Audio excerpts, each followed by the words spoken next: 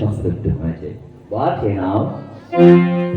হ্যাঁ আমার সার বাসুর জীবিত তথা মাগর নবার আমার শ্বশুরের সপ্তমী মধুপার ঘাটে বসে উঠু তথা মাগর নবার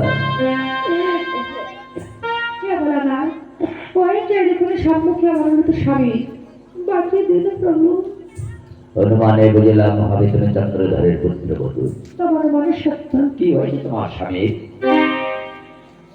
বিবাহ রাত্রে লোহার বাসরে সর্বাপতে মৃত্যু হয়েছে রে মনসার ছলনা।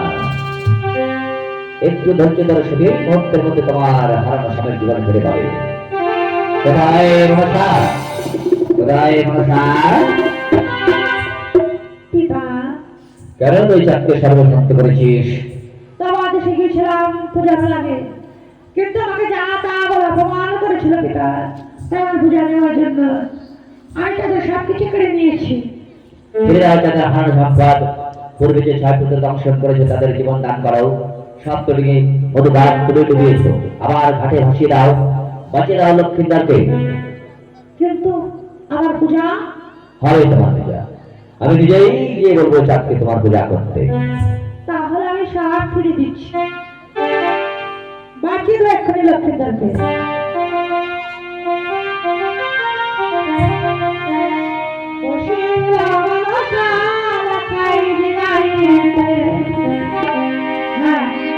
বুঝতে পেরেছি কাল নাগরে দংশন করেছিল ওই নিয়ে লক্ষ্মীদারের সর্বত্র সুন্দর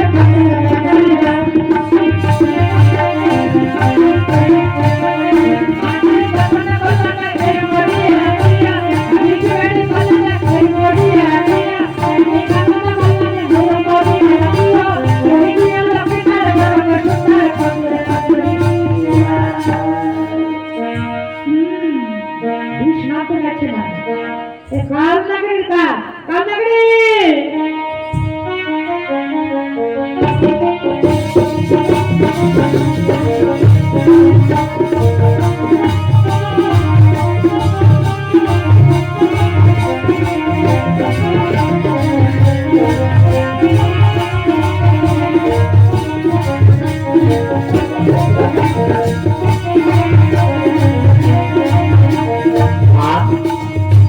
নাগরে লক্ষ্মীটা দেখছিল না, ওকে বাঁচিয়ে দাও তুমি।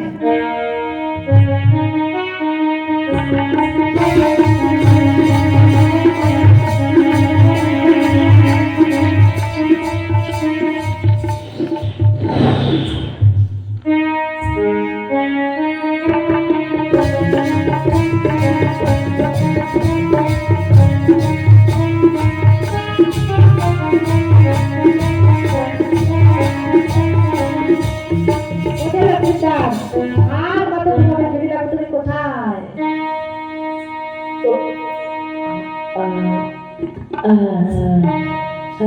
বেহুলা, বেহুলা, তুমি কোথায় বেহুলা? আমি তোমার মজা চালাই। আমি তোমরা কোথায় বেহুলা? আমরা দেবপুরে হেদে প্রণাম চরণে। সুখে থাকো। মা মনসা প্রণাম নামা বেহুলা। এবার দেশে গিয়ে তোমার শ্বশুরকে ঘটা করে আমার পূজার আয়োজন করতে বলো। আমি আমার পিতাকে নিয়ে এক্ষুনি আমরা চম্পকনগর যাচ্ছি, আর ওদেরকে ঘর দিচ্ছি। ক্ষণিকের মধ্যে তোমরা চম্পকনগর যেতে পারবে। কেমন? চলো পিতা। বেহুলা, আমরা তাহলে চম্পকনগর যাত্রা করি। চলো।